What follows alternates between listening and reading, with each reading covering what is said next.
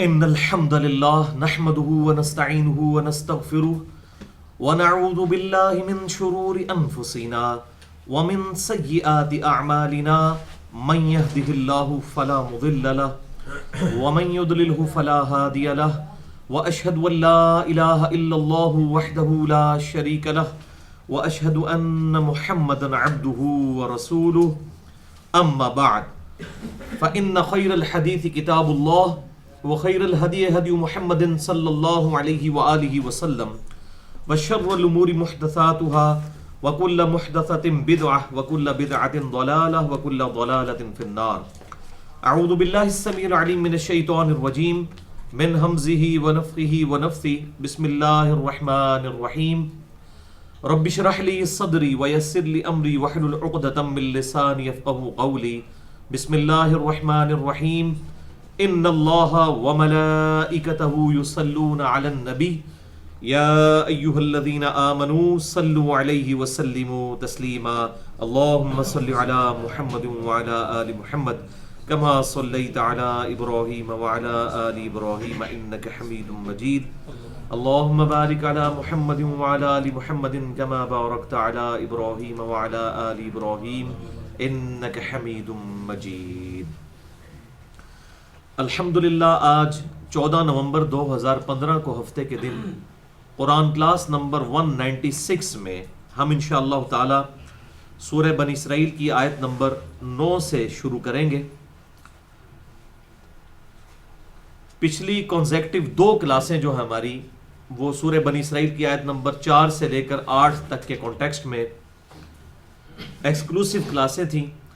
مسئلہ number 127A امت بنی اسرائیل اور امت محمدیہ صلی اللہ علیہ وآلہ وسلم کے 2 عروج اور 2 زوال، اور پھر اسی کی کنکلوژن ہم نے کی تھی مسئلہ نمبر 127B میں، اور وہ تھا امام محمد بن عبداللہ المہدی رحمۃ اللہ علیہ رضی اللہ تعالی عنہ وعلیہ السلام کی خلافت سے ریلیٹڈ، جس پہ اہل سنت اور اہل تشیع کا اتفاق ہے کہ قیامت اس وقت تک نہیں آئے گی جب تک کہ آپ صلی اللہ علیہ وسلم کی بیٹی فاطمہ کی اولاد میں سے ایک شخص ایسا نہ پیدا ہو جائے کہ جو پوری دنیا کو انصاف سے بھر دے گا. اور اسی کانٹیکسٹ میں ہم نے بڑی ڈیٹیل سے گفتگو کی تھی اور صحیح الاسناد احادیث بھی ڈسکس کی تھی.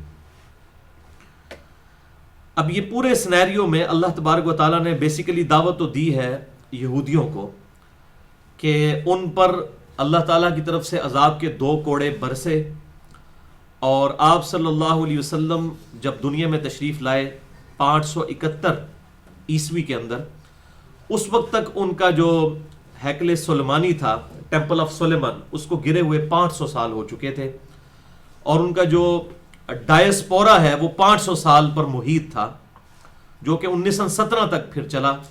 پھر بعد میں کیا سازش ہوئی وہ میں نے مسئلہ نمبر 12 کے اندر ڈیٹیل سے بیان کی ہے، حیات مسیح اور نزول مسیح علیہ السلام کے اندر.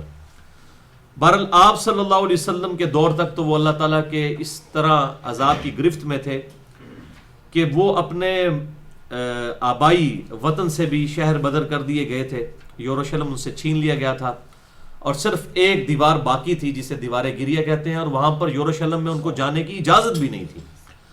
اب اس کانٹیکسٹ میں اللہ تبارک و تعالیٰ کی طرف سے رحمت کا یہ پروانہ ہے جو آیت نمبر 8 کے اندر بیان ہوا. اعوذ باللہ من الشیطان الرجیم بسم اللہ الرحمن الرحیم. عسیٰ ربکم ان یرحمکم، اب بھی تمہارا رب اس بات پر تیار ہے کہ تم پر اپنی رحمت فرمائے. یعنی آج بھی اگر تم اپنی اصلاح کر لو اور آپ صلی اللہ علیہ وسلم کی دعوت قبول کر لو تو اللہ تبارک و تعالیٰ یہ تم سے عذاب ٹال سکتا ہے. لیکن پریکٹیکلی ایسا ہوا نہیں، لیکن اللہ تعالیٰ کی طرف سے یہ آفر موجود تھی. عسیٰ ربکم ان یرحمکم، قریب ہے کہ اب بھی تمہارا رب تم پر رحم فرمائے. وَإِنْ عُدْتُمْ، لیکن اگر اب تم نے دوبارہ وہی فسق و فجور کی روش اختیار کی، عدنا، تو ہم بھی تمہارے ساتھ وہی سلوک کریں گے. وَجَعَلْنَا جَهَنَّمَ لِلْكَافِرِينَ حَصِيرًا، اور جہنم کو تو ہم نے کافروں کے لیے ایک قید خانہ، ایک باڑہ تو بنا ہی رکھا ہے. وَلِعَوْذُ بِاللَّهِ تَعَالَى. اللهم اجرنا من النار، اللهم اجرنا من النار، اللهم اجرنا من النار. ان هذا القرآن يهدي للتي هي اقوم. بے شک اب یہ قرآن ہے جو کہ ایسا راستہ دکھاتا ہے جو سب سے سیدھا راستہ ہے. یعنی اگر تم نے اب اللہ تبارک و تعالیٰ کی رحمت کا امیدوار بننا ہے تو اس قرآن کے اوپر ایمان لے آؤ جو ہمارے محبوب صلی اللہ علیہ وسلم پر نازل ہوا ہے. اور میں نے پہلے بھی عرض کیا تھا کہ پورے قرآن حکیم کے اندر کسی صورت میں القرآن کا ورڈ ایز اے ورڈ قرآن اتنی دفعہ نہیں آیا جتنا اس سورہ بنی اسرائیل کے اندر آیا. ابھی دیکھیں گے آج بھی کئی دفعہ قرآن کا ورڈ بار بار ریپیٹ ہوگا. ان ھذا القرآن یہدی للتی ہی اقوم، بے شک یہ ہے قرآن جو کہ ایسا راستہ دکھاتا ہے، اس کی طرف رہنمائی کرتا ہے جو بالکل سیدھا راستہ ہے. وَيُبَشِّرُ الْمُؤْمِنِينَ، اور یہ بشارت دیتا ہے اہل ایمان کو، الَّذِينَ يَعْمَلُونَ الصَّالِحَاتِ أَنَّ لَهُمْ أَجْرًا كَبِيرًا، وہ ایمان والے جو کہ ایمان لانے کے بعد نیک اعمال بھی اختیار کرتے ہیں، ان کے لیے بلا شبہ بہت بڑا اجر تیار کر رکھا ہے. اب یہ پورے قرآن کا تانا بانا اسی کے گرد گھومتا ہے کہ دنیا کی زندگی عارضی ہے، اصل زندگی آخرت کی ہے، اس کی تیاری اس دنیا میں کرنی ہے. جو اللہ تعالیٰ پر ایمان لائے گا اور اس کے پیغمبروں کی اطاعت اختیار کرے گا اس کے لیے کامیابی ہے. آپ دیکھیں پورے قرآن حکیم میں کہیں بھی عمل کے بغیر جنت کی بشارت موجود نہیں ہے. ہمیشہ اسے مشروط کیا گیا عمل کے ساتھ، کیونکہ عمل ہی پریکٹیکل ڈیمونسٹریشن ہوتی ہے کسی شخص کو جج کرنے کی کہ وہ اس کا ایمان کتنا کنوکشن والا ہے، وہ کتنا گاڈ میں بلیو کرنے والا ہے، خدا کی اطاعت کرنے والا ہے. وَأَنَّ الَّذِينَ لَا يُؤْمِنُونَ بِالْآخِرَةِ، اور بالکل سائملٹینیس کنٹراسٹ اس کے ساتھ، اور بے شک وہ لوگ جو کہ آخرت پر ایمان نہیں لاتے، أَعْتَدْنَا لَهُمْ عَذَابًا أَلِيمًا، ان کے لیے اللہ تعالیٰ نے دردناک عذاب تیار کر رکھا ہے. اب ایمان لانا یہ نہیں ہے کہ صرف مان لینا کہ ہم آخرت پر ایمان لاتے ہیں، پریکٹیکلی نظر بھی آنا چاہیے. یہ آپ دیکھیں گے بڑے سے بڑے بدماش کو بھی یہ بات کہتے ہوئے، او جی جناب ایک داڑھی تے مرنا ہی مرنا ہے نا جی، موت تے آنی ہے، اللہ کے سامنے پیشی ہونی ہے. لیکن اس کے کرتوت دیکھیں تو دور دور تک نظر نہیں آتا کہ اس کو یہ یقین ہے کہ میری پیشی ہونی ہے.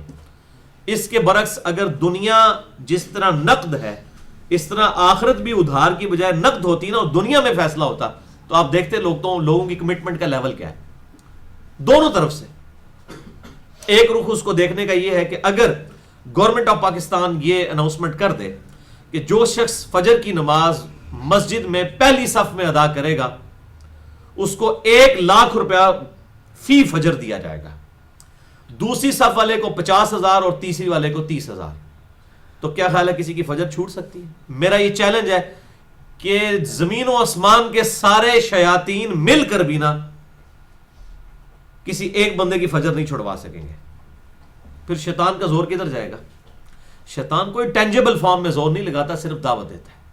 لیکن جو دنیا اب چونکہ نقد ہے نظر آ رہی ہے، دوسری صف کے بھی ادھر بھی کوئی نہیں جائے گا کہ جی بھائی جی ادو آدھا فرق ہے، پہلی صف جیڑی ہے 1,00,000 روپیہ تو دوسری 50,000. اب آپ یہ دنیا کے اندر دیکھ لیں اگر یہ نقد آفر لگائی جائے تو لوگ کس طریقے سے، آپ دیکھیں جو لوگ کہتے ہیں یہ ٹائم نہیں ملتا جی، وہ کمٹمنٹ بھی ہوتی ہے، یہ بھی ہوتا ہے، کوشش کری دی ہے، دعا کرو توفیق ملے. توفیق اینج لبے گی جناب، اینج توفیق، 1,00,000 روپے دی مار ہے توفیق. اس کا مطلب یہ سب کچھ انسان خود کر رہا ہوتا ہے. اور بالکل اس کا اب دوسرا رخ دیکھ لیجئے، اگر گورنمنٹ یہ اناؤنسمنٹ کرے کہ جس شخص نے فجر کی نماز چھوڑی اس کو فجر سے لے کر ظہر تک ایک ایسے بند کمرے میں بند کر دیا جائے گا 10 بائی 10 فٹ کے، جس میں صرف 1,000 کوبرا سانپ ہوں گے، 1,000 بچھو اور 1,000 کن کھجورے، دیٹس آل. اس سے زیادہ کچھ نہیں ہوگا اور کچھ زیادہ نہیں ہے. فجر سے لے کے ظہر تک ایک پھیرے ہی لگنا ہے نا، یہ اکثر لوگ کہتے ہیں ایک پھیرے ہی لگنا ہے نا، پھیرے ہی ہے فجر سے ظہر تک. تو کسی کی فجر چھوٹ سکتی ہے؟ اس کو تو رات کو نیند ہی نہیں آئے گی اگر اسے یقین ہو گئی ایسا ہو جانا ہے. وہی بات ہے کہ دنیا جو ہے یہ نقد ہے، آخرت ادھار ہے. آخرت کے بارے میں انسان ایمبیگوٹی کا شکار ہو جاتا ہے، وہ پیشن نہیں انسان کو نصیب ہوتا، اس لیے انسان جو ہے وہ اپنی اصلاح نہیں کرتا. حالانکہ یہ بہت چھوٹی چیزیں جو میں بتا رہا ہوں، آخرت کا معاملہ تو بہت سخت ہونے والا ہے. یعنی یہ اکثر لوگ کہہ دیتے ہیں نا جناب ایک پھیرا ہی لگنا ہے. ان سے کہیں کہ اللہ کے بندو اگر صرف اتنا عذاب کسی انسان کو دے دیا جائے نا کہ فجر کی نماز چھوڑنے پر فجر سے لے کر ظہر تک ایک موم بتی کے فلیم پہ آپ نے ہاتھ رکھنا ہے فجر سے ظہر تک، تو کوئی برداشت کر سکتا ہے؟ مجھے ایک بندے کی کال آئی کچھ عرصہ پہلے، مجھے کہنے لگا جی علی بھائی بڑی کوشش کرتا ہوں، گناہ نہیں چھوڑتے ہیں، اور بڑی نیت بھی ہوتی ہے, کوئی طریقہ بتائیں. میں نے کہا بڑا آسان طریقہ ہے. تو ایک پرٹیکولر وہ اپنے کوئی پرسنل ان چیز ڈسکس کر رہے تھے کہ میرے ساتھ یہ معاملہ ہوتا ہے. تو میں نے کہا بڑا آسان طریقہ ہے اس سے بچنے کا. کہتے جی کیا؟ میں نے کہا روزانہ جو ہے نا آپ 5 منٹ موم بتی کے فلیم کے اوپر نا ہاتھ رکھنے کی پریکٹس کیا کریں. موم بتی جلا لی 5 منٹ کے لیے نا, ایسے ہاتھ اوپر رکھے. کہتا جی جل جائے گا. میں نے کہا کوئی مسئلہ نہیں, خیر ہے ایک پھیرا ہی لگنا ہے, پھر ٹھیک ہو جائے گا. تو میرے پاس تو یہی علاج ہے آپ کو پریکٹیکلی آخرت کا کوئی ایک, جسے کہتے ہیں نا وہ سیمولیشن یہاں پر پرفارم کرنے کا, ایک پروٹوٹائپ آخرت کا, وہ یہی بتا سکتے ہیں. پھر کافی دیر اس سے ڈسکشن ہوتی رہی, الحمدللہ اس کو اس حوالے سے سیٹسفیکشن ہوئی. بہرحال میں نے اس حوالے سے بڑی محنت کے ساتھ ایک گفتگو ریکارڈ کروا دی ہے فکر آخرت کے اعتبار سے. کافی لیکچرز ہیں لیکن ایک لیکچر میرا میں سمجھتا ہوں کہ بڑے لوگوں کے لیے اصلاح کا سبب بنا, اور اس کا بڑا پازیٹیو فیڈ بیک ہے, جو اسی سال ہم نے رمضان 1437 ہجری کے اندر 1436 ہجری کے اندر, اب 37 شروع ہو چکا ہے, رمضان کی ہماری نشست ہوئی تھی مسئلہ نمبر 120 کے نام سے, اہل ایمان کی 12 خصوصیات. اس میں سورۃ الفرقان کا آخری رکوع میں نے کور کیا تھا. اس میں میں نے یہ تمام چیزیں الحمدللہ ڈسکس کی تھیں کہ اللہ تعالیٰ کو کس طرح کا انسان مطلوب ہے. یہ دودھ پینے والے مجنو اللہ کو نہیں چاہیے, اللہ تعالیٰ کو عمل کرنے والے لوگ چاہیے. اور بالکل کلیئر کٹ آ گیا کہ جو ایمان لائے اور اس کے بعد اعمال کیے انہوں نے اچھے, ان کے لیے بڑا اجر ہے. اور جو آخرت پر یقین نہیں رکھتے ہیں, مراد یہ کہ بس ایک ڈوگما لے کر, ایک ڈیلوژن لے کر چل رہے ہیں, ان کے لیے ہے بہت بڑا عذاب. اب سورہ بنی اسرائیل کی آیت نمبر 11 میں ایک اور فلسفے کے اعتبار سے بڑی اہم ترین ڈسکشن ہونے جا رہی ہے, اور وہ ہے کہ انسان کے اندر ایک جلد بازی کی عادت ہے جس کی وجہ سے انسان بسا اوقات بہت بڑی بڑی غلطیاں کر بیٹھتا ہے ود ریفرنس ٹو گاڈ, خدا کے اعتبار سے. وَيَدْعُ الْإِنسَانُ بِالشَّرِّ دُعَاءَهُ بِالْخَيْرِ, اور انسان برائی مانگنے لگتا ہے جیسا کہ وہ بھلائی کے لیے دعا کرتا ہے. وَكَانَ الْإِنسَانُ عَجُولًا, اور انسان در حقیقت بڑا جلد باز واقع ہوا ہے. یہ ظاہر اللہ کا ایکسپرٹ اوپینین ہے جس نے خدا نے انسان کو بنایا. أَلَا يَعْلَمُ مَنْ خَلَقَ, جو سورہ الملک میں آتا ہے, کیا وہی نہ جانے گا جس نے تمہیں پیدا کیا. وَهُوَ اللَّطِيفُ الْخَبِيرُ, وہ بڑا باریک بین ہے اور خبردار ہے. اب یہاں پر یہ فلسفہ آیا کہ انسان برائی کو بھی اس طریقے سے اللہ تعالیٰ سے دعا میں مانگ رہا ہوتا ہے جیسا کہ بھلائی کی دعا کرتا ہے. اب آپ سوچیں گے کون بیوقوف ہو سکتا ہے, تو اس کی 2 تشریحات بنتی ہیں. ایک تو یہ ہے کہ بسا اوقات انسان اللہ تعالیٰ سے اپنے ذوم میں کوئی ایسا خیر مانگ رہا ہوتا ہے جس کے اندر شر چھپا ہوا ہوتا ہے, جو سورۃ البقرہ میں آیا ہے کہ بعض اوقات کوئی ایسی چیزیں ہوتی ہیں جن میں تم شر تصور کر رہے ہوتے ہو اور اس میں تمہارے لیے خیر ہوتا ہے, اور بعض ایسی چیزیں ہیں جن میں تم خیر تصور کر رہے ہوتے ہو اور اس میں سارا شر ہوتا ہے. اللہ تعالیٰ جانتا ہے اور تم نہیں جانتے. یہ پرٹیکولرلی تو جہاد اور قتال کے کانٹیکسٹ میں ہے, لیکن یہ یونیورسل ایک لا بھی ہے اللہ تعالیٰ کی طرف سے. اس کو آپ مثال سے سمجھ سکتے ہیں. مثال کے طور پر ایک شخص ہے اور وہ ملٹی نیشنل کمپنی کوئی چلا رہا ہے, اور اس نے پاکستان سے امریکہ کی رات کی کوئی فلائٹ پکڑنی ہے. اگلے دن اس کی کوئی میٹنگ ہونے والی ہے جس میٹنگ میں اس کو یہ چانس ہے کہ اسے جو ہے ملینز آف ڈالر کا کوئی ٹھیکہ ملنے والا ہے. اب وہ شخص بڑے پیشن کے ساتھ ایئرپورٹ کی طرف روانہ ہوتا ہے, ٹکٹ بھی اس نے بک کروائی ہوئی ہے, لیکن راستے میں کرنا یہ ہوتا ہے کہ ٹریفک سگنل میں پھنس جاتا ہے. اور کوئی اگر پاکستان کی آپ بات کریں کو کسی وزیر کا کوئی روٹ لگا ہوا ہوتا ہے یا کسی فوجی جرنیل کا روٹ لگا ہوتا ہے جس کی وجہ سے 1.5 گھنٹہ بعض اوقات مسافر, کئی دفعہ عورتوں کی ڈلیوریاں بھی ہو جاتی ہیں, ایسی بھی صورتحال بنتی ہے. اچھا, اور اسی دوران اس کی وہ فلائٹ مس ہو جاتی ہے.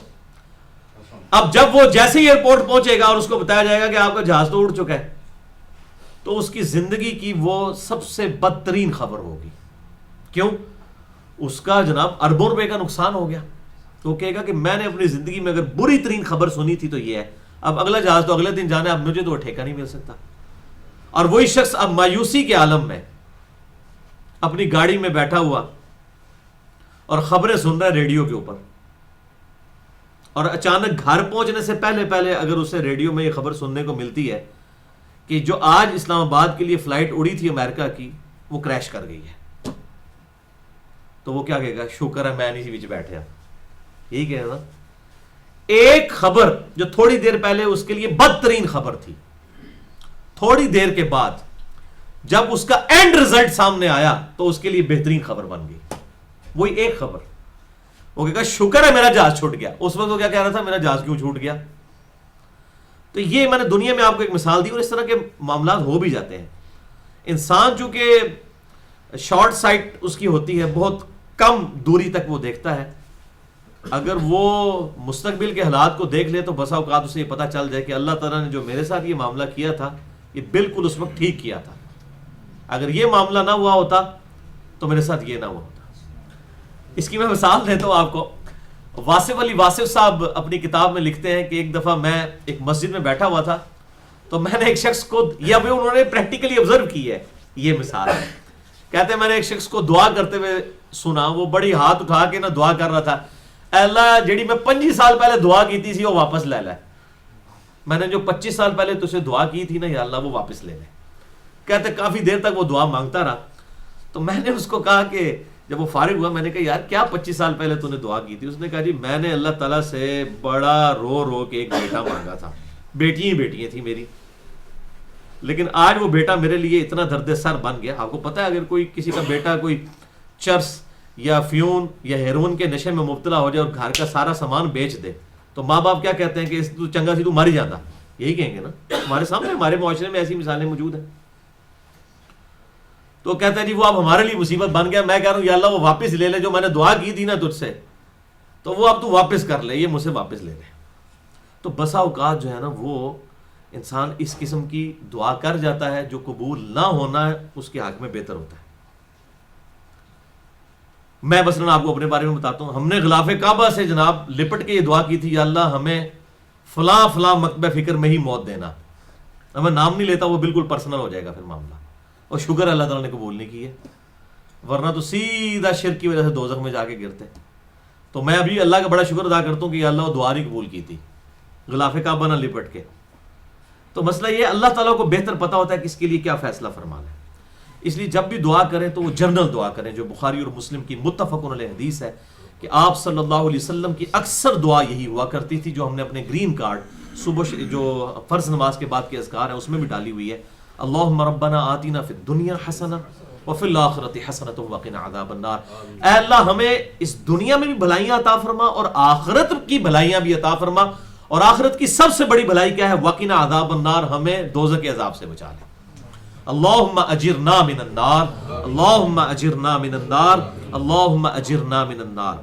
اللہم اجرنی من النار پڑھیں گے تو یہ سنگولر کا صیغہ ہے، اے اللہ مجھے بچا لے آگ سے، اجرنا پڑھیں گے تو ہم سب کو بچا لے، تو یہ اجتماعی دعا اس حوالے سے ہو جائے گی۔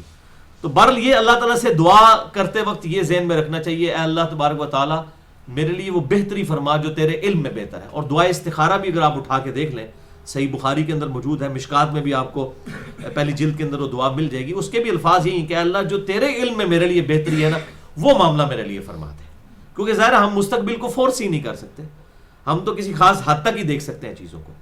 تو اس میں یہ بھی چیز امپلائیڈ ہے کہ بسا اوقات انسان کی اگر کوئی دعا قبول نہ بھی ہونا تب بھی اس کو پھر اس حوالے سے پریشان نہیں ہونا چاہیے۔ اور اس حوالے سے ایک جامعہ ترمذی میں اور مسند امام احمد میں صحیح سند کے ساتھ حدیث ہے کہ آپ صلی اللہ علیہ وسلم میں جب بھی کوئی انسان دعا کرتا ہے تو وہ 3 طرح سے خالی نہیں جاتی، یا تو اللہ تبارک و تعالیٰ سے جو اس نے مانگا ہوتا ہے وہ اس کو دے دیا جاتا ہے، یا اس دعا کے اگینسٹ اس کی کوئی مصیبت ڈال دی جاتی ہے، اور یا پھر ان دونوں میں سے جب کچھ نہیں ہوتا تو تیسری صورت یہ ہے کہ وہ دعا اس کی سنبھال کر رکھ دی جاتی ہے، قیامت والے دن اللہ تعالیٰ اس کے اگینسٹ اس کو نیکیاں عطا فرمائے گا۔ تو صحابہ کرام نے کہا یا رسول اللہ صلی اللہ علیہ وسلم پھر تو ہم بہت دعائیں کیا کریں گے، اگر دعا قبول ہی ہوتی ہے ہر حال میں تو چلو وہ فزیکل کوئی چیز نہ بھی ملی، آخرت کا اگر اجر ملا تو ہم تو اللہ سے بہت زیادہ دعائیں مانگیں گے۔ تو اللہ کے محبوب صلی اللہ علیہ وسلم نے فرمایا کہ اللہ تعالیٰ بھی بہت دعائیں قبول کرنے والا ہے، معاذ اللہ کوئی اللہ کنجوس نہیں ہے، اللہ تبارک و تعالیٰ کو خوشی ہوتی ہے، اور خدا تو ایسا خدا ہے، ایسا شہنشاہ ہے کہ جس سے نہ مانگا جائے تو وہ ناراض ہوتا ہے۔ ادعونی استجب لکم، سورۃ المؤمن آیت نمبر 60، اے میرے بندے مجھ سے مانگ میں قبول کرنے والا ہوں۔ ان الذین یستکبرون عن عبادتی، جو لوگ مجھ سے دعا کرنے میں، اس عبادت میں تکبر کرتے ہیں، انہیں ذلیل و خوار کر کے دوزخ میں داخل کروں گا. یعنی جو دعا نہیں مانگتے اللہ تعالیٰ ہم سے ناراض ہوتا ہے. بہرحال یہ دعا ایک علیحدہ سے ٹاپک ہے، میرا آج ٹاپک نہیں تھا. میں فی البدی گفتگو کرتا ہوں، میں نے کوئی اس طرح تیاری نہیں کی ہوتی کہ آج میں نے کیا بولنا ہے. جو اس وقت میرے پہ فزیکلی کیفیت طاری ہو رہی ہوتی ہے میں وہی بیان کر رہا ہوتا ہوں. بہرحال انٹینشنلی جو لیکچرز میں نے ریکارڈ کروائے ہیں، تو دعا کے حوالے سے بھی میرا ایک لیکچر ریکارڈ ہے مسئلہ نمبر 82 کے نام سے، اسماء اعظم کے اوپر، کہ کون سے اسماء اعظم ہے جن سے دعا قبول ہوتی ہے، دعا کا پروٹوکول کیا ہے، دعا کس طریقے سے مانگنی چاہیے، درود شریف اس کا پروٹوکول ہے. اس حوالے سے بڑی ڈیٹیل میں نے گفتگو کی ہے. آج محل نہیں ہے کیونکہ میں اس فلسفے پر آنا چاہتا ہوں کہ ایک تو یہ ہے کہ بعض اوقات انسان برائی مانگ رہا ہوتا ہے بڑی خوشی کے ساتھ بھلائی کے بدلے میں، وہ سمجھ رہا ہوتا ہے میں بھلائی مانگ رہا ہوں. ایک تو یہ اس کی تشریح ہے. دوسرا ہے پرٹیکولرلی جب وقت کا پیغمبر آ جاتا ہے اور اس پیغمبر کی جب دعوت ٹھکرائی جاتی ہے تو جو بہت بڑے متکبرین ہوتے ہیں نا، وہ پھر چیلنج کرتے ہیں پیغمبر کو کہ لے آؤ وہ عذاب جس کا تم ہم سے وعدہ کرتے تھے. تو یہ اس کی طرف بھی اشارہ ہے کہ انسان بڑا جلد باز ہے کہ اللہ تعالیٰ کا عذاب مانگنا شروع کر دیتا ہے. اسے یقین نہیں کہ واقعی آ جائے گا. اتنی قومیں اللہ تعالیٰ نے پہلے بھی ہلاک کی ہیں. تو ایک تشریح اس کی یہ بنتی ہے اگر ہم اسے تعویل خاص کے اعتبار سے دیکھیں، آپ صلی اللہ علیہ وسلم کے مبارک دور کے اعتبار سے. وَقَالَ الْإِنسَانُ عَجُولًا، اور انسان جو ہے وہ جلد باز ہے. اب اگلی آیات بڑی اہم ترین آیات ہے، اور یہ اب آیت نمبر 12 سے لے کر آن ورڈ آیت نمبر 22 تک، یہ تمام آیات میں نے مسئلہ تقدیر کے اندر بھی کور کی ہیں. اور آپ حیران ہوں گے کہ مسئلہ تقدیر پہ جو سب سے بڑا پورشن میں نے ڈسکس کیا تھا، 200 آیات ڈسکس کی تھی میں نے 4 لیکچرز میں 6.5 گھنٹے کے اندر. مسئلہ نمبر 103، 104A، 104B اور 104C، جو میں سمجھتا ہوں میری زندگی کا سب سے بڑا ایسٹ ہے وہ 4 لیکچرز 6.5 گھنٹے. پورے قرآن کی آپ سمجھ لیں دعوت کا خلاصہ ہے. 50 کراس ریفرنسز میں 200 آیات میں نے کور کی تھی، اور وہ 10 صفحوں کے اوپر مشتمل وہ آیات تھیں، اور ہم نے یہاں پر وہ 6.5 گھنٹے میں 4 کلاسز میں وہ کور کی تھی. اب میں نے اسے ریسرچ پیپر نمبر 20 کے نام سے بھی اہل سنت پاک.com پر اپلوڈ کروا دیا ہے تاکہ وہ ساری آیات ایک جگہ اویلیبل ہو جائیں. مسئلہ تقدیر اور انبیاء کی دنیا میں آنے کا مقصد، اور اس حوالے سے تقریباً 8 سب ٹاپکس، اور اللہ کی طرف سے رزق کی تقسیم کا مسئلہ کیا ہے کیونکہ تقدیر جو ہے بہت بڑا ایک ایشو ہے، تو اس حوالے سے 8 سب ٹاپکس اس کے اندر کور کیے تھے. تو ان میں یہ والے سارا پورشن میں نے ڈالا ہوا تھا. یہ بڑا اہم ترین پورشن ہے مسئلہ تقدیر کے اعتبار سے. لیکن آج میں اس کو سرسری بیان کرتا چلا جاؤں گا. جسے شوق ہو تو مسئلہ نمبر 103، 104A، B اور C، یہ 4 لیکچرز دیکھ سکتا ہے. 6.5 گھنٹے کی گفتگو. وَجَعَلْنَا اللَّيْلَ وَالنَّهَارَ آیَتَيْن، اور ہم نے بنایا ہے رات اور دن کو 2 قدرت کی بڑی نشانیاں. اللہ تعالیٰ کی بہت بڑی نشانیاں ہیں یہ رات اور دن. دیکھیں کیسا کنٹراسٹ ہے، دن کے وقت ہر چیز روشن اور رات کے وقت ہر چیز تاریک. بالکل 180 ڈگری ہے. اس مثال کے ساتھ یہ بات بیان کی جا رہی ہے. اس طرح آخرت میں بھی بالکل 180 ڈگری. اب جس کو جنت ملنی ہے اس کا معاملہ اور دوزخ آپ کو پتا ہے دوزخ تاریک ہوگی، دوزخ میں روشنی نہیں ہوگی. وہ سیاہ آگ ہے. دنیا کی آگ تو روشن ہوتی ہے نا، وہ سیاہ آگ ہے. تو جس طرح دنیا میں دن اور رات کا فرق ہے اس طرح، لیکن دن اور رات یہاں تو کوئی فرق محسوس اس طرح نہیں ہوتا، انسان کو تکلیف تو نہیں پہنچتی، لیکن آخرت میں بہت بڑا فرق ہے. ہم نے بنایا رات اور دن کو 2 اپنی قدرت کی بڑی نشانیاں. فَمَحَوْنَا آیَةَ اللَّيْلِ، تو ہم نے رات کی نشانی کو تو تاریک بنایا. وَجَعَلْنَا آیَةَ النَّهَارِ مُبْصِرَةً، اور دن کی نشانی کو بڑا روشن بنایا. اور مقصد کیا تھا؟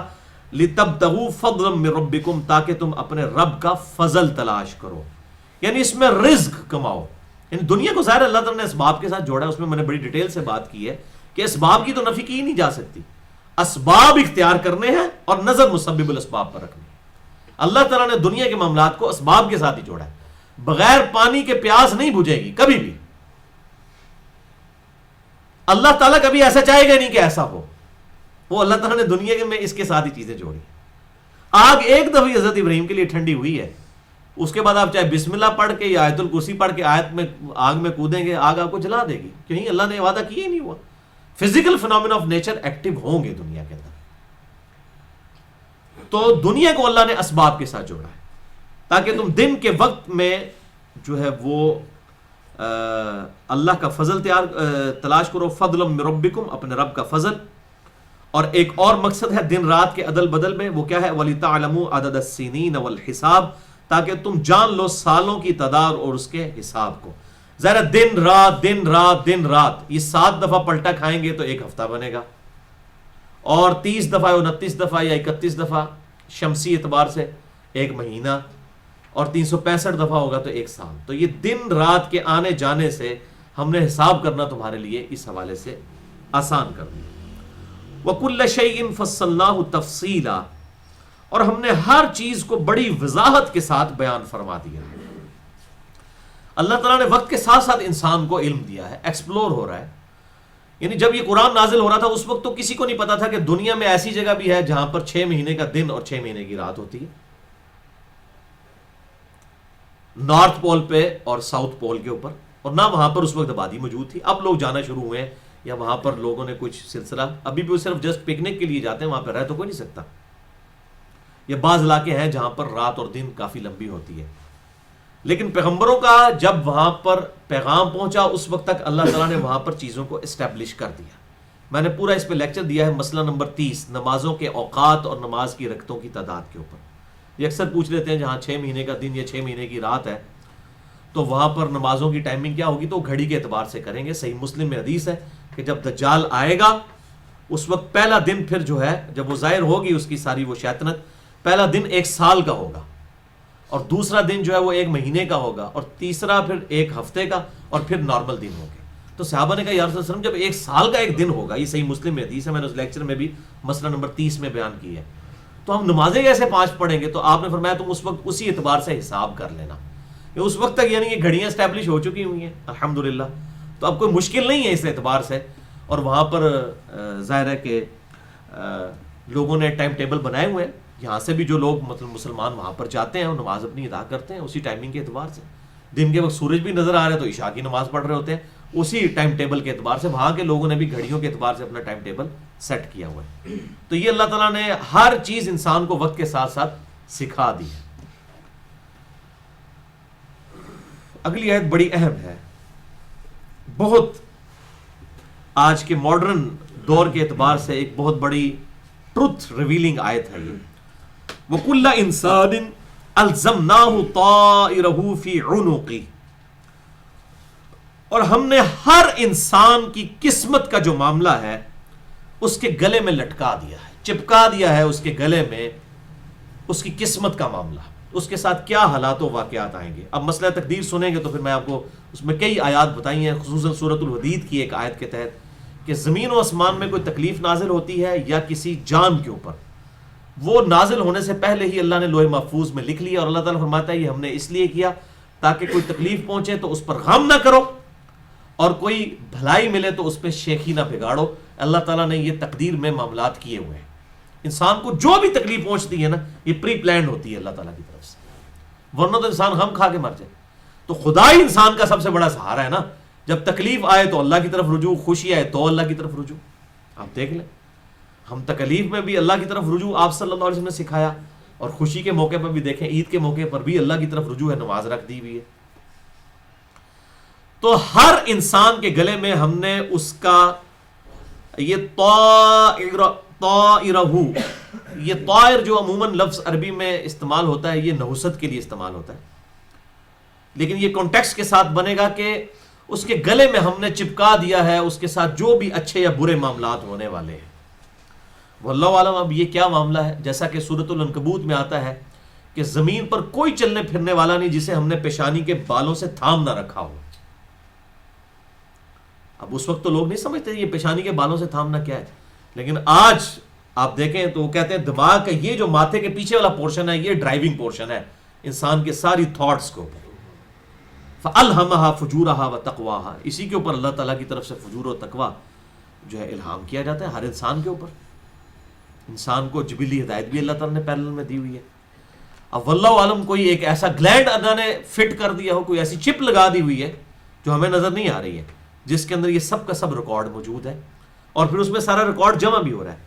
آج سے 100 سال پہلے کوئی نہیں تھا کہہ سکتا کہ ویڈیوز میں ایک چھوٹی سی USB کے اندر، اب تو ٹیرا بائٹس کے اوپر بات ہو رہی ہے، بلکہ اب تو بایولوجی کی فیلڈ کے اندر اس حد تک ترقی ہو رہی ہے کہ جناب ایک تھوک جو ہے نا، تھوک کے ایک تھوڑے سے پورشن کے اندر جو ہے نا کتنے ٹیرا بائٹس کا ڈیٹا سٹور کیا جا سکتا ہے، اس کے اوپر بھی تحقیق ہو رہی ہے۔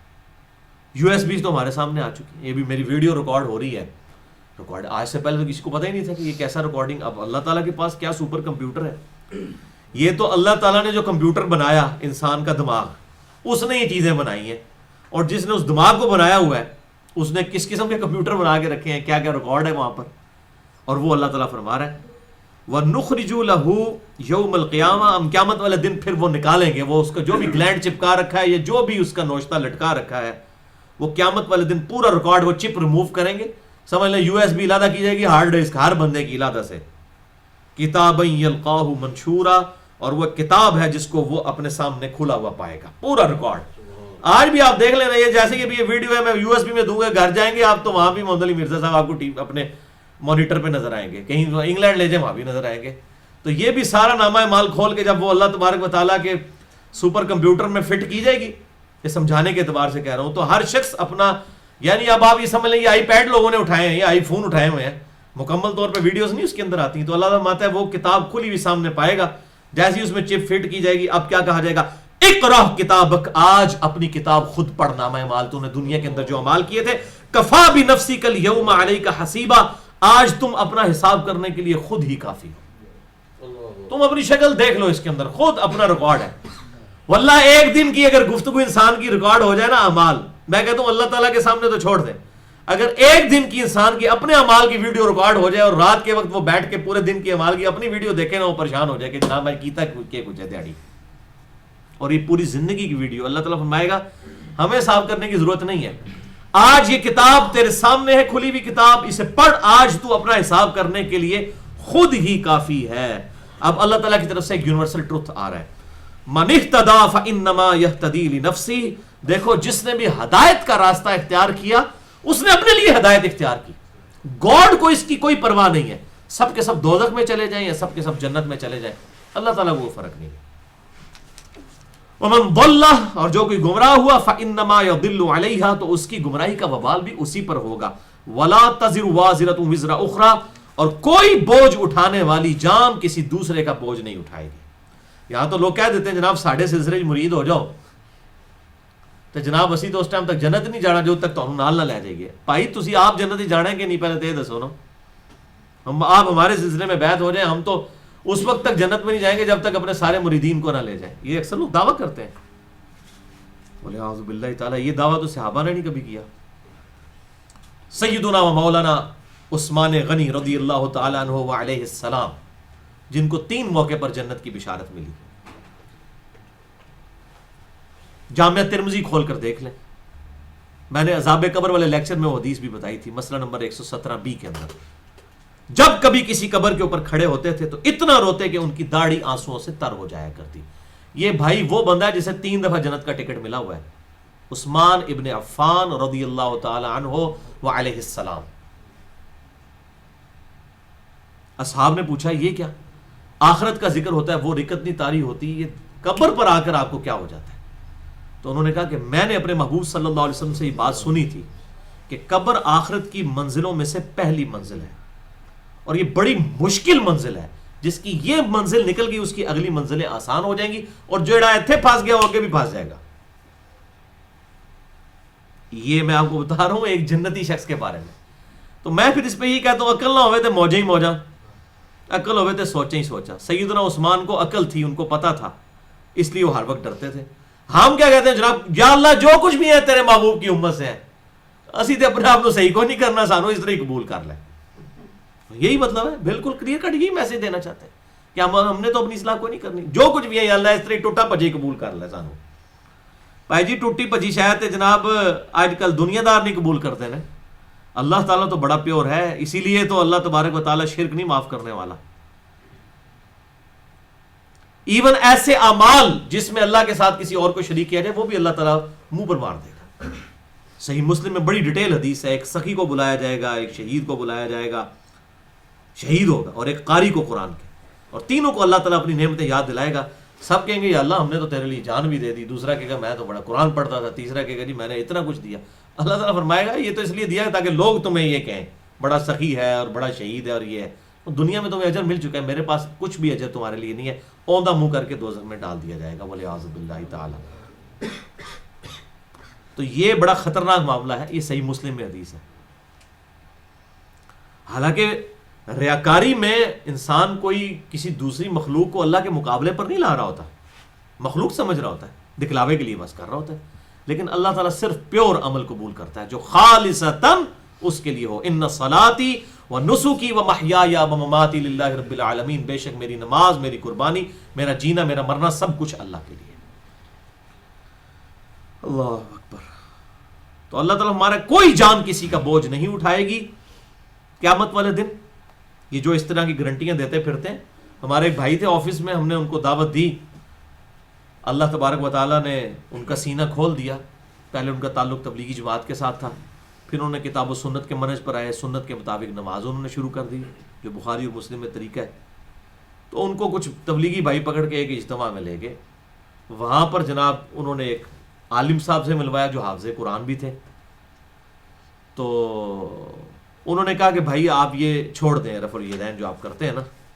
انہوں نے کہا جی آپ میرے ساتھ دلیل سے بات کریں, میں نے تو خود کتابیں پڑھی ہیں, اہل سنت کی متفقہ کتابوں میں نماز کا طریقہ تو یہی لکھا ہوا ہے. اب انہوں نے دلیل دینے کی بجائے ان کو کہا کہ جناب آپ اگر رفع الیدین چھوڑ دیں تو میں آپ کو گارنٹی دیتا ہوں کہ میں 7 بندے لے کے جانے نے نال, میں حافظ ہاں, ایک میں تمہیں بھی لے جاؤں گا. پتہ نہیں اس جھوٹے نے کتنے نو گارنٹی لائی ہونی ہے اپنے فرقے کی حفاظت واسطے. تو اس نے کہا بھائی صاحب آپ کو کس نے گارنٹی دے دی ہے کہ آپ نے بھی جنت میں جانا ہے؟ وہ حافظ قرآن جو جس کے لیے جنت کی بشارت ہے, وہ آپ ذرا میرا مسئلہ نمبر 112A سن لیں, قرآن کے فضائل اور صحیح حافظ قرآن کے فضائل. وہ تو حافظ قرآن لکھ بھی ایک نہیں لبنا, اور اس قسم کے حافظ قرآن جو لوگوں کو سننے سے دور کریں گے ان کی تو پھینٹی لگنے والی بھی ہے.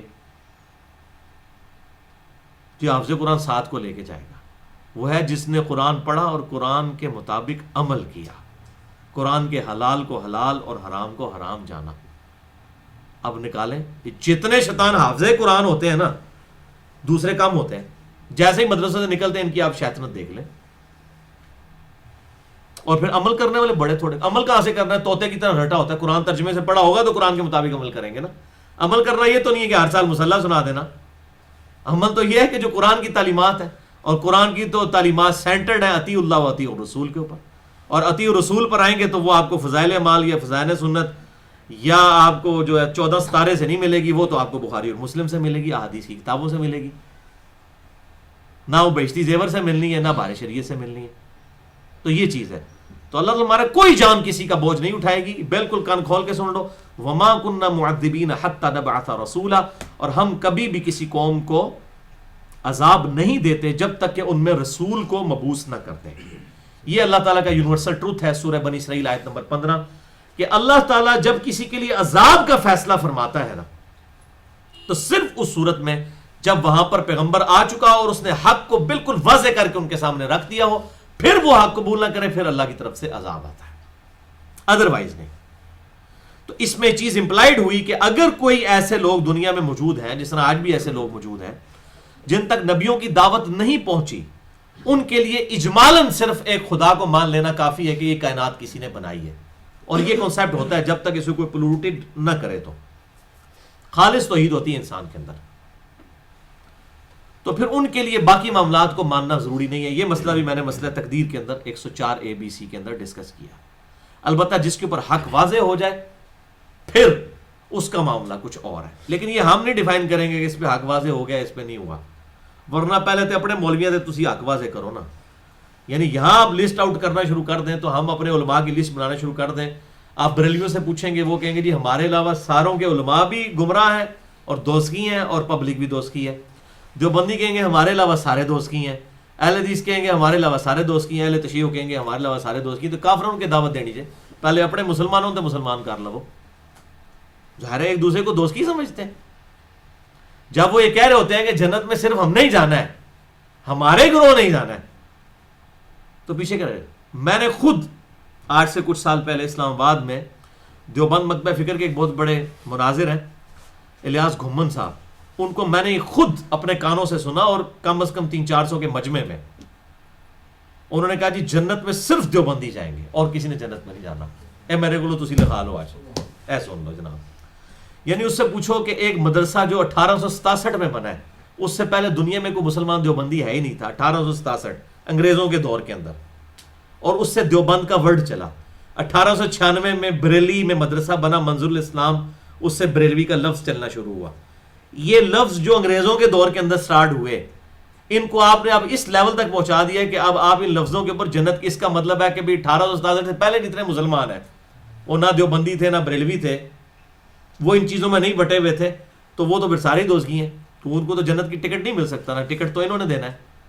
یہ ہم لوگوں کا حال ہے. ویسے جو ہے نا ٹی وی پہ آ کے بڑی پازیٹیو باتیں کرتے ہیں کہ جی تمام مکاتب فکر کو ساتھ لے کے چلنا چاہیے, لیکن انہی لوگوں کو اپنے ممبروں پر آپ جمعے کے خطبوں میں دیکھیں, اسی غلیظ زبان یہ استعمال کرتے ہیں اپنی مجلسوں کے اندر کہ بندہ الامان والحفیظ والی بات ہے. اور مجھے وہ غامدی صاحب کی بات بڑی پسند آئی, جو انہوں نے ایک ٹاک شو میں بات کی تھی. کسی نے ان سے پوچھا کہ یہ دہشت گردی اور یہ باقی ایشوز جو فرقہ وارانہ یہاں فسادات پاکستان کے اندر ہوتے ہیں, اس کا حل کیا ہے؟ انہوں نے کہا یہ صرف حل یہ ہے کہ یہ جتنے مکاتبے فکر کے مولوی جو باتیں ٹی وی میں آگے کرتے ہیں نا, یہ جمعوں کے خطبوں میں شروع کر جائیں. بالکل صحیح بات. ٹی وی پہ تو نہیں کریں گے ایسی بات آ کے, وہ تو ظاہر ہے وہ لبادہ اوڑا ہوتا ہے نا, سب نے ایک غلاف اوڑا ہوتا ہے. ٹی وی میں آگے کہہ رہے ہوں گے نہیں نہیں نہیں جناب, ہم تو جناب کوئی صحابہ کرام کے بارے میں بات نہیں, وہ مسلمان ہی جو صحابہ کے بارے بولے, لیکن تسی مجلسیں ہی دیکھو گے تو بکواس کریں گے. ٹھیک ہے, ٹی وی میں آگے کچھ اور بات کریں گے, اور اپنی مجلسوں میں, اپنی میٹنگز میں, اپنے جمعوں کے خطبوں میں, اپنے جلسوں میں, اجتماعات میں اور باتیں کریں گے. اور اس معاملے میں سارے ننگے ہیں. میں یہ کسی ایک مکتبہ فکر کی بات نہیں کر رہا, بریلوی ہوں, دیوبندی ہوں, اہل حدیث ہوں, اہل تشیع ہوں, سب کا یہی معاملہ ہے. اپنی مجلسوں میں کچھ اور ہیں اور باہر نکل کے کچھ اور ہیں. تو دوغلی پالیسی سے کلی اجتناب ہونا چاہیے. بہرحال یہ ہم فیصلہ نہیں کریں گے. اللہ تعالیٰ فرما رہے ہیں اللہ تعالیٰ اس وقت تک عذاب نہیں بھیجتا جب تک کہ نبی مبعوث نہ کرے, یہ اللہ کا قانون ہے. ایسے لوگوں کو ہم کہتے ہیں اہل فطرت. یہ فطرت ایک لفظ ہوتا ہے فا توئیں, جسے اردو میں کہتے ہیں عربی میں تو, را تا. فطرت کہتے ہیں نیچر کو, یہ وہ لفظ نہیں ہے. فطرت کہتے ہیں ایسا پیریڈ جس کے اندر کوئی پیغمبر نہ آئے. وہ پیریڈ آج بھی ہو سکتا ہے کہ جس تک کوئی پیغمبر کی دعوت نہ پہنچی ہو, ان کو کہتے ہیں اہل فطرت. فا تے دو نقطوں والی, را تا. اہل فطرت جن تک نبیوں کی دعوت نہ پہنچی ہو ان کو کہتے ہیں اہل فطرت. اہل فطرت جو ہوتے ہیں ان کا معاملہ یہ نہیں ہوگا, ان پر اللہ کا عذاب نہیں آئے گا, ان کا معاملہ اللہ کے سپرد ہے. ان کے اوپر کوئی عذاب کی کوئی مہر نہیں لگا سکتا, اور نہ ان کو کوئی کافر ڈکلیئر کر سکتا ہے. یہ اللہ تبارک و تعالیٰ نے فیصلہ کرنا ہے. اور اسی کانٹیکسٹ میں نے بات کی تھی کہ اہل فطرت ہی میں آپ صلی اللہ علیہ وآلہ وسلم کے والدین بھی داخل ہیں. اور میں نے پورا لیکچر ریکارڈ کروایا, مسئلہ نمبر 98, والدین مصطفیٰ صلی اللہ علیہ وسلم کے ایمان سے متعلق, کہ بھئی ان تک تو یہ دعوت پہنچی نہیں ہے. آپ صلی اللہ علیہ وسلم کے جو والدین تھے وہ آپ صلی اللہ علیہ وسلم کی جوانی, کیا آپ کی پیدائش سے پہلے آپ کے والد دنیا سے تشریف لے جا چکے تھے, اور 6 سال کی عمر میں آپ کی والدہ تھی. وہ اہل فطرت ہیں, ان تک دعوت نہیں پہنچی, ان کو اسی معاملے میں جج کیا جائے گا. ہم نے نہیں جج کرنا, وہ اللہ تعالیٰ نے جج کرنا ہے. تو اہل فطرت کے معاملے کے اوپر کوئی اس قسم کا کفر کا فتویٰ کوئی لگانے کی اجازت نہیں ہے. اور اس میں بھی میں نے یہ آیت کوٹ کی تھی, وَمَا كُنَّا مُعَذِّبِينَ حَتَّى نَبْعَثَ رَسُولًا, ہم کبھی بھی عذاب نہیں دیتے جب تک کہ نبی کو مبعوث نہ کر دیں. اب ایک اور بڑی اہم ترین بات اور بڑی فلسفے کی بات آنے لگی ہے. اللہ تعالیٰ کے عذاب کا فیصلہ کس وقت ہوتا ہے وہ آپ آج دیکھ سکتے ہیں, آج کے دور کے اندر بھی.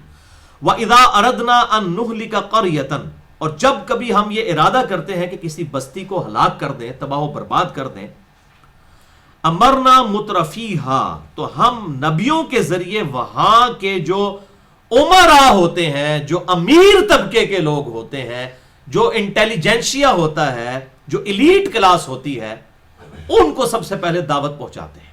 آپ صلی اللہ علیہ وسلم نے دیکھا مکے کے سرداروں کو دعوت دی, کیونکہ ایک سردار بدلتا ہے تو پیچھے پوری قوم بدلتی ہے.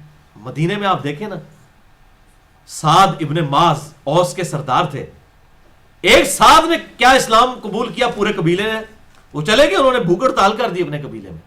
ان کا میں نے کھانا نہیں کھانا. انہوں نے کہا کیا ہوا ہے جناب سردار جی, انہوں نے کہا بھائی جی مینوں تے حق پتہ چل گیا کہ آپ صلی اللہ علیہ وسلم یہ وہی پیغمبر ہیں جن کے بارے میں ہمیں یہودی ٹریٹ کرتے تھے کہ جب وہ آخری نبی آئے گا تو اس کی وجہ سے اللہ تعالیٰ دین کا غلبہ کرے گا اور عرب میں پوری ایک امپائر قائم ہو جائے گی.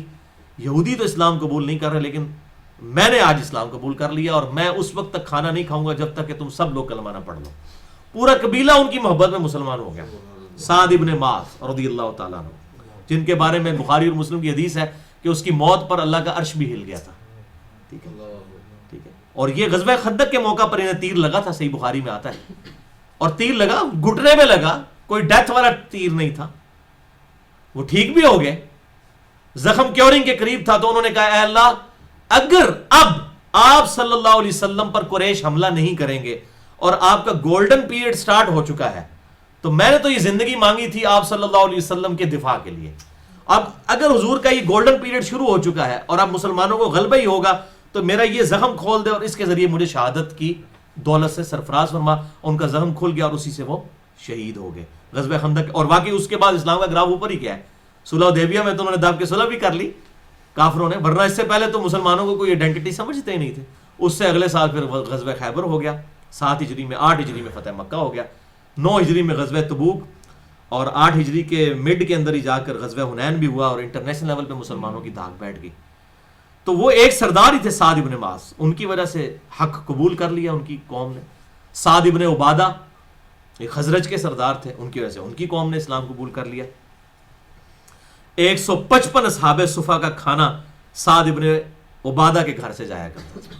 دیکھ لیں آپ، وہ اس طرح اللہ کی راہ میں خرچ کرنے والے تھے. وہ خزرج کے سردار تھے. اوس اور خزرج یہ 2 قبائل مشرکین عرب کے جو کہ بنو اسماعیل میں سے تھے، انہوں نے اسلام قبول کیا اور انہوں نے بھی رومن امپائر گرائی ہے، انہوں نے پرشین امپائر گرائی ہے. یہ بڑی جنگجو قومیں تھی. یہ جب کافر تھے اس وقت بھی یہ یہودیوں کو بھی شکست دیا کرتے تھے، اور یہودی اس وقت کہتے تھے کہ ابھی تو تم ہمیں مارتے ہو، جب آخری نبی آئیں گے نا ان کے ساتھ ہم مل کے تمہیں پھر ماریں گے، ان کا کوئی مقابلہ نہیں کر سکے گا. لیکن ان منحوسوں کو اسلام کی دولت نہیں ملی، ان یہودیوں کو، اور یہ کان لگا کے سنتے تھے. تو انہوں نے کہا اس سے پہلے کہ یہودی ایمان لے تم لے آؤ ایمان. ان کو ایمان کی دولت مل گئی. یہ انڈائریکٹ دولت جو ہے وہ ان کے حصے میں آ گئی. اس لیے میں کہتا ہوں دعوت کبھی ضائع نہیں جاتی ہے.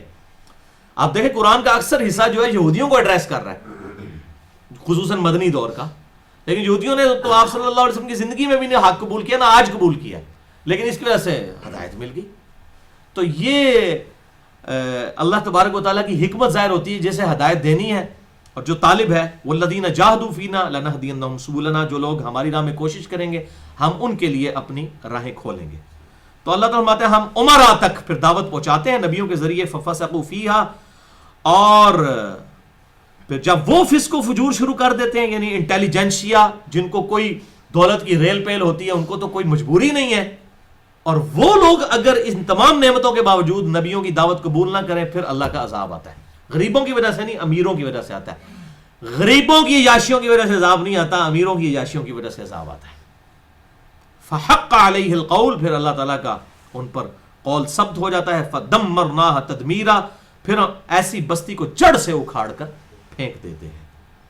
وَكَمْ أَهْلَكْنَا مِنَ الْقُرُونِ مِنْ بَعْدِ نوح، اور کئی ہم نے بستیاں ہلاک کر دیں نوح علیہ السلام کے بعد. کتنی قومیں، قوم عاد کو ہلاک کیا، قوم سمود کو، فرعونیوں کو. وَكَفَى بِرَبِّكَ بِذُنُوبِ عِبَادِهِ خَبِيرًا بَصِيرًا، اور تمہارا رب کافی ہے اپنے بندوں کے گناہوں کے اعتبار سے ان کی خبر رکھنے والا اور ان کو دیکھنے والا. یعنی فرشتے نہ بھی نوٹ کریں نامہ مال، اللہ تعالیٰ خود دیکھ رہا ہے.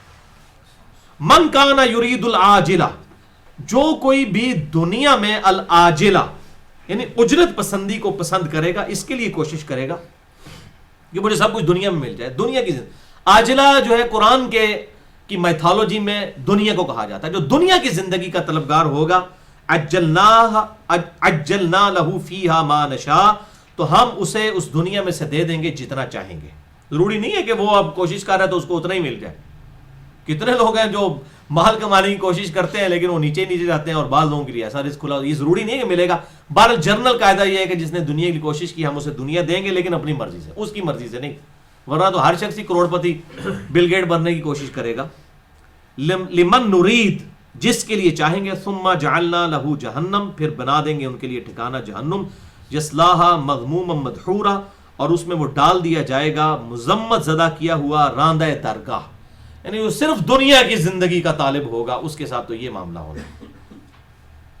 اب اس کے ساتھ سائملٹینیس کنٹراسٹ، وَمَنْ أَرَادَ الْآخِرَةَ، اور جس نے ارادہ کر لیا، جس نے یہ فیصلہ کر دیا کہ میں نے تو اللہ سے آخرت لینی ہے، اور صرف فیصلہ نہیں ہے، نہ وَسَعَى لَهَا سَعْيَهَا، اور آخرت کو حاصل کرنے کے لیے وہ کوشش کی جیسا کہ کوشش کرنے کا حق ہے، وَهُوَ مُؤْمِنٌ، اور وہ مومن بھی ہوا، یعنی ایمان اس کا ہوا، نیک اعمال اس نے کیے۔ یہ نہیں ہے کہ ایک بندے نے ایمان ہی نہیں لایا اور اس کے نیک اعمال وہ بھی ایکسیپٹیبل نہیں، اور صرف ایمان والا بھی ایکسیپٹیبل نہیں، دونوں چیزیں ساتھ ساتھ۔ فَأُولَٰئِكَ كَانَ سَعْيُهُمْ مَشْكُورًا، تو ایسوں کی کوشش اللہ تعالیٰ کے حضور قابل قبول ہوگی، اللہ تعالیٰ ایسوں کی کوشش کا قدردان ہے۔ اور آپ دیکھ لیں سورۃ الاعلیٰ کے اندر بھی واضح اللہ تعالیٰ نے ارشاد فرمایا ہے، انسانیت کا مرض بتایا ہے کیا ہے، ایک جملے کے اندر، بل تؤثرون الحیات الدنیا، تم دنیا کی زندگی کی طلب میں رہتے ہو، والآخرۃ خیر وابقی، جبکہ آخرت بہتر بھی ہے اور ہمیشہ رہنے والی بھی ہے۔ ان ھذا لفی الصحف الاولی، بس یہی ایک کانٹے کی بات تھی جو اگلی تمام الہامی کتابوں میں تھی، ان صحائف میں، صحف ابراہیم و موسیٰ، چاہے وہ ابراہیم علیہ السلام کے صحیفے ہوں یا موسیٰ علیہ السلام کے صحیفے ہوں، ایک کانٹے کی بات کیا تھی، بل تؤثرون الحیات الدنیا والآخرۃ خیر وابقی۔ اللہ اللہ خیر صلی اللہ۔ تو یہاں پر بھی آیا کہ جو دنیا کی زندگی کا صرف طلبگار ہوگا، صرف دنیا کا، آپ دونوں مانگیں، اللہم ربنا آتنا فی الدنیا حسنہ وفی الآخرۃ حسنہ، اور یہ صرف جو آخرت مانگنا یہ بھی غلط ہے، دونوں پیرلل میں ہے۔ وہ صحیح مسلم کی حدیث میں نے مسئلہ تقدیر والے لیکچر میں بتائی ہے، ایک صحابی اتنے بیمار ہوئے کہ وہ بالکل ہڈیوں کا ڈھانچہ بن گئے، آپ صلی اللہ علیہ وسلم ان کی تیمارداری کے لیے گئے، آپ نے فوراً آبزرو کیا، آپ نے کہا تو اللہ سے کیا مانگتا ہے؟ تو انہوں نے کہا کہ اے اللہ کے رسول صلی اللہ علیہ وسلم، میں اللہ سے ایک ہی دعا مانگتا ہوں، اے اللہ جو تو نے مجھے آخرت میں عذاب دینا ہے دنیا میں دے لے۔ آپ صلی اللہ علیہ وسلم نے کہا سبحان اللہ، اللہ پاک ہے، اللہ کا عذاب کون برداشت کر سکتے ہیں، تو یہ اللہ سے کیا دعا مانگتا رہے، اور تجھے تو چاہیے تھا تو دعا کرتا اللہم ربنا آتنا فی الدنیا حسنہ وفی الآخرۃ حسنۃ وقنا عذاب النار۔ اللہ مجھے کوئی اللہ تعالیٰ کے خزانوں میں کمی ہے؟ تو نے کہتا ہے اللہ مجھے دنیا بھی بہتر کر اور آخرت بھی بہتر کر، اور آخرت میں آگ کے عذاب سے بچا لے۔ یہ دعا صرف آپ نے بتائی، کوئی دعا ہی نہیں دی اسے، اس نے دعا مانگی، صحابہ کہتے ہیں کچھ دنوں بعد وہ اس طرح ہو گیا جیسے مردہ زندہ ہو جاتا ہے، بالکل اس کی صحت واپس آ گئی، جو ہڈیوں کا ڈھانچہ بن چکا تھا۔ یہ صحیح مسلم حدیث ہے، میں نے مسئلہ تقدیر میں بھی یہ بتائی ہے کہ اسباب کے ساتھ اللہ نے دنیا کو جوڑا ہے، اور فنیٹکس نہ بنے، تقوی کا ہیضہ بھی نہ کسی کو ہو جائے اس معاملے میں کہ وہ ایک ایکسٹریم کے اوپر چلا جائے، دنیا بھی مانگنی ہے اور آخرت بھی۔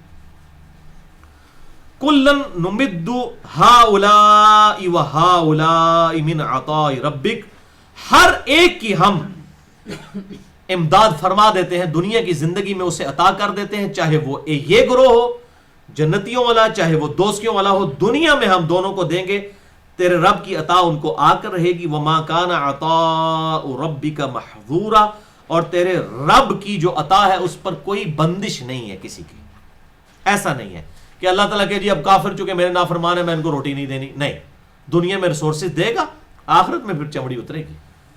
وہ کہہ دیا دنیا میں جو ناحق کسی کا مال ہڑپ کر رہے ہیں وہ دوزخ کی آگ اپنے پیٹوں میں بھر رہے ہیں، دنیا میں نہیں وہ جلائے گی، دنیا میں آپ انگارہ زبان پہ رکھیں نا زبان جل جائے گی، حرام مال کھانے سے زبان نہیں چلتی، جھوٹ بولنے سے پیٹ میں درد نہیں ہوگا، آپ کو کبھی بھی نہیں ہوگا، ہاں لکڑی کھا لیں تو پیٹ میں درد شروع ہو جائے گا۔ دنیا میں فزیکل لاز ہے، آخرت میں مورل لاز بھی ایکٹیو ہو جائیں گے۔ تو اللہ تعالیٰ مدد دنیا میں ہم سب کو مال دیں گے، چاہے وہ کافر ہو مسلمان ہو، ظاہر ہے دنیا میں اللہ تعالیٰ نے مزدور، یہ سارے مزدور ہی ہیں نا، مزدوری کر رہے ہیں، کوئی آخرت کمانے کے لیے مزدوری کر رہا ہے، کوئی آخرت برباد کرنے کے لیے، دنیا میں ہم سب کو دیں گے، تیرے رب کی عطا میں کسی کی بندش نہیں ہے۔ اس حوالے سے انظر کیف فضلنا بعضهم علی بعض، ذرا دیکھو تو صحیح کہ ہم نے بعض کو بعض پر کیسی فضیلت دی ہے۔ دنیا میں بھی تم دیکھ لو کہ اللہ تبارک و تعالیٰ نے کسی کو ایک نعمت دی تو کسی کو دوسری دی، دنیا میں بھی بڑے درجوں کا فرق ہے، ٹھیک ہے، لیکن ہو سکتا ہے یہ فرق دنیا تک ہی ہو۔ دنیا میں ایک لاوارث شخص جس کی فٹ پاتھ کے اوپر موت ہوئی اور وہ اللہ کا تابع فرمان تھا، آخرت میں اللہ کے ہاں اس کو کس طرح کے ریزیڈینشل گارڈنز ملنے والے ہیں کوئی سوچ بھی نہیں سکتا۔ اور دنیا میں ایک بہت بڑا بادشاہ تھا اس کو چاہے نرم بسترے کے اوپر موت آئی لیکن اس کے ساتھ آخرت میں کیا ہونے والا ہے. تو اللہ ہمارا ہے کہ دنیا میں یہ جو فرق ہے نا, اس فرق کو ذہن میں رکھو. وہ اللہ جس نے دنیا میں فرق رکھے آخرت میں بھی رکھے ہوئے ہیں. آخرت سب کی برابر نہیں ہونی ہے اللہ کے فرما برداروں اور نافرمانوں کی. انظر کیف فضلنا بعضهم علی بعض, تم ذرا دیکھا تو کرو کہ ہم نے بعض کو بعض پہ کیسی فضیلت دی ہوئی ہے. وللآخرۃ اکبر درجات, جبکہ آخرت درجات کے اعتبار سے سب سے بڑی ہے, اس کے لیے کوشش کرو. وَأَكْبَرُ تَفْضِيلًا, اور فضیلت کے اعتبار سے بھی وہ سب سے بڑی چیز ہے آخرت. سب سے بڑی چیز وہ آخرت ہے, اس کے لیے کوشش کرو. دنیا میں نقصان ہو بھی جائے تو اس کی پرواہ نہ کرو. اور کانٹے کی بات پہ کنکلوڈ کیا. آگے انشاءاللہ 10 کمانڈمنٹ شروع ہو جائیں گی, وہ اگلی دفعہ ہم کور کریں گے. لا تجعل مع اللہ الہا آخر, دیکھنا اللہ کے ساتھ کسی اور کو الہ نہ ٹھہرا لینا. توحید, اس کے بارے میں بہت سینسٹیوٹی ہے. اللہ کے ساتھ کسی کو اور الہ نہ ٹھہرا لینا. فتقعد مذموما محذولا, ورنہ تم مذمت زدہ اور بے یار و مددگار ہو جاؤ گے. اگر تم نے شرک کر دیا پھر یہ بھول جاؤ کہ تمہاری کسی حوالے سے خلاصی ہونے والی ہے, کیونکہ شرک is the most sensitive issue in the sight of Allah. Allah کے حضور سب سے حساس معاملہ شرک کا ہے. اس لیے کیٹاگوریکل قرآن حکیم میں 2 دفعہ یہ آیت آئی ہے. سورہ نساء آیت نمبر 116 اور 48 نمبر آیت, ان اللہ لا یغفر ان یشرک بہ, بے شک اللہ تعالیٰ اس گناہ کو کبھی معاف نہیں کرے گا کہ اللہ کے ساتھ کسی نے کسی قسم کا شرک کیا. وَيَغْفِرُ مَا دُونَ ذَلِكَ لِمَن یشاء, اس کے علاوہ جتنے گناہ ہیں جس کے لیے معاف کر دے وہ اس کی مرضی ہے. شرک نہیں اس نے معاف کرنا. چاہے کوئی کتنا بڑا کوئی عاشق رسول ہے اپنے زون میں, محب رسول ہے, اس کا عشق کام نہیں آنا. اور چاہے وہ کتنا بڑا صحابہ کا عاشق ہے اور کتنا بڑا اہل بیت کا عاشق ہے, اگر وہ شرک کر رہا ہے نا, نہ اس کی اہل بیت کی محبت اس کو کام آئے گی, نہ صحابہ کی محبت کام آئے گی, نہ نبی کی محبت کام آئے گی, نہ اللہ کی محبت کام آئے گی اگر شرک کیا ہوا. شرک is the most sensitive issue in the sight of Allah. سورۃ المائدہ کی آیت نمبر 72 میں ہے, کیٹاگوریکل مینشن ہے حضرت عیسیٰ علیہ السلام کے ریفرنس سے ان کا خطبہ, انہ من یشرک باللہ فقد حرم اللہ علیہ الجنہ ومأواہ النار وما للظالمین من انصار, بے شک جس نے اللہ کے ساتھ کوئی شرک کیا کسی قسم کا, اس پر اللہ نے جنت حرام کر دی ہے اور اس کا ٹھکانہ دوزخ ہے اور وہاں اس کا کوئی مددگار نہیں ہوگا. اور اس کو تو ایکسپلور کیا ہمارے محبوب صلی اللہ علیہ وسلم نے. بخاری اور مسلم کی متفق علیہ حدیث ہے, صحیح بخاری میں کتاب الدعوات چیپٹر میں, صحیح مسلم میں کتاب الایمان چیپٹر میں, کہ اللہ تعالیٰ نے ہر نبی کو کوئی نہ کوئی مقبول دعا دی تھی جو اس نے اس دنیا میں کر لی, اور میں نے اپنی دعا سنبھال کر رکھی ہے اپنی امت کے لیے. میں اپنی دعا سے قیامت والے دن اللہ کے حضور اپنی امت کی شفاعت کروں گا, اور میری اس دعا سے میرے ہر امتی کو نفع پہنچے گا سوائے اس شخص کے جس نے دنیا میں اللہ تعالیٰ کے ساتھ شرک کیا ہوا. شرک is the most sensitive issue in the sight of Allah. Allah کے حضور سب سے زیادہ حساس معاملہ شرک کا ہے. اس لیے بھائیوں میں نے بڑی محنت کر کے 2 لیکچرز ریکارڈ کروائے ہیں اس حوالے سے. مسئلہ نمبر 3, دعا صرف اللہ ہی سے, تقریباً 1.25 گھنٹے کی گفتگو ہے, اور اس پہ میرا 8 پیجز کا ریسرچ پیپر بھی ہے, دعا صرف اللہ ہی سے. ریسرچ پیپر نمبر 3 اہل سنت پاک .com پر. ریسرچ پیپر بھی 3 نمبر ہے اور لیکچر بھی 3 نمبر ہے, اور اسی کی ایکسٹینشن ہے مسئلہ نمبر 43, وسیلہ اور توسل کے صحیح احکام و مسائل. بعض لوگ وسیلے اور توسل کے چکر میں, شرک کرنے کے چکر میں پڑ جاتے ہیں اور کہتے ہیں نہیں جی وہ دیندا تو پیچھے تو اللہ ہی ہے نا. آپ انداز لگائیں کیسی مت ماری ہوئی ہے لوگوں کی. لوگوں کے نا کہتے ہیں جی ساڑی نیت ہے پیچھے اللہ, اللہ پیچھے کیوں پہ کر دے اللہ نو. اچھا, اگر آپ بات کریں کہ یار آپ اپنے بزرگوں کو چھوڑیں, آپ نبی صلی اللہ علیہ وسلم کی اطاعت کریں, وہ کہتے ہیں جی اسی جو اپنے بزرگاں دی امامہ دی پیروی کر رہے ہیں, پیچھے نبی صلی اللہ علیہ وسلم ہی نے, نبی بھی پیچھے اللہ بھی پیچھے. دیکھ لو دعا کرو تو پیچھے کہہ رہ گیا تھوڑے پیچھے کچھ بھی نہ بچا, اللہ نو بھی پیچھے کہنا نہیں جی اصل پیچھے نبی صلی اللہ علیہ وسلم دی سنت ہی ہوتی ہے نا, پیچھے اتو ہی چل رہا ہے کام. بھائی جی تو چلے اتو لو نا تسی, اگر اتو ہی ٹریا ہوا ہے کام, کہتے ہیں جی وہ ایک ہی جو ہے نا وہ ایک ہی سمندر سے یہ ساری نہریں ایک ہی ڈیم سے نکلی ہیں. بھائی جی اگر ایک ڈیم تو یہ نہریں نکلی ہیں تو ایک کھٹی ہے, ایک مٹھی, ایک کوڑی ہے. ایک اگر ڈیم سے نہریں نکلی ہیں تو چاروں کا ذائقہ تو ایک ہونا چاہیے نا. ایک کہتا ہے جو امام کے پیچھے فاتحہ پڑھے اس کے منہ میں آگ کا انگارہ رکھ دو, اور دوسرا کہتا ہے جو فاتحہ نہیں پڑھتا اس کی نماز ہی نہیں ہوتی. امام شافعی یہ کہتے ہیں, اور امام حنیفہ کی طرف یہ منسوب کیا ہوا ہے. زمین آسمان کا فرق ہے. ایک فاتحہ پڑھنے والے کو کہہ رہے ہیں اس کے منہ پہ انگارہ رکھو, اور دوسرا کہہ رہا ہے جو نہیں پڑھے گا اس کی نماز ہی نہیں ہوگی. وہ بندہ کدھر جائے, کہتے ہیں جی ایک اس سمندر سے یہ نہریں نکلی ہیں, یہ چنگیاں نہریں ایک سمندر تو نکلی ہوئی ہیں. اس میں اماموں کو ہم کرٹیسائز نہیں کر رہے, یاد رکھیں اماموں کی بہت خدمات ہے. ہم اگر کرسچینٹی کے اگینسٹ بولتے ہیں تو جیزس کرائسٹ وجیہن فی الدنیا والآخرہ ہے.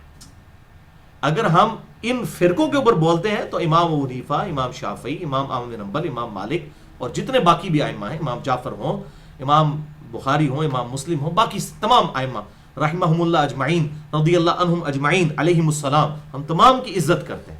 ان کے ناموں پر جو فرقے بنائے ہوئے ہیں نا, ان کو ہم نہیں مانتے. یہ ذرا ذہن میں رکھیے گا. تو یہ بزرگوں کا سہارا لے لے کر جس طریقے سے یہ پروپیگیٹ کرتے ہیں نا, اور اس طریقے سے یہ معاملات کرتے ہیں, یہ بالکل جعلی کام ہے. اب کوئی عظمت صحابہ کا جو ہے نا وہ شیلٹر لے کر تو وہ بغض علی لوگوں میں پھیلا رہا ہوتا ہے, اور یزید کا دفاع کر رہا ہوتا ہے. نہیں جی نہیں, وہ یزید کا کریں گے تو گل اتنے ٹر جائے گی, ساری نیت یزید نو دفاع کرنا نہیں ہے. یہ آپ دیکھ لیں. اور بعض لوگ وہ اہل بیت کی محبت کا سہارا لیتے ہوئے صحابہ کے اوپر لعنت کر رہے ہوتے ہیں. بیماری کچھ اور ہوتی ہے پیچھے, اور وہ شیلٹرز کچھ اور ڈھونڈے ہوئے ہوتے ہیں. ادھر بھی آپ دیکھ لیں, وہ کہتے ہیں نہیں جی وہ پیچھے اللہ ہی ہوتا ہے, جی اللہ بھی پیچھے ہو گیا جی. اچھا جی پیچھے تو نبی دی سنت ہی ٹوری ہوئی ہے, پیچھے اتو ہی ٹوری ہے کم پائے جی, تو کام ٹورے اتو ہی لگو. اللہ تعالیٰ ہمیں حق بات قبول کرنے کی توفیق عطا فرمائے. جو میں نے جتنی بھی آج باتیں کی ان میں سے کوئی غلطی ہو گئی اگر اللہ تعالیٰ ہمارے دلوں سے معاف کر دے, حق بات کو ہمارے دلوں میں راسخ فرما کے دوسرے بھائیوں تک پہنچانے کی توفیق عطا فرمائے. سبحانک اللہم و بحمدک, اشہد ان لا الہ الا انت, استغفرک و اتوب الیک, وما علینا الا البلاغ المبین.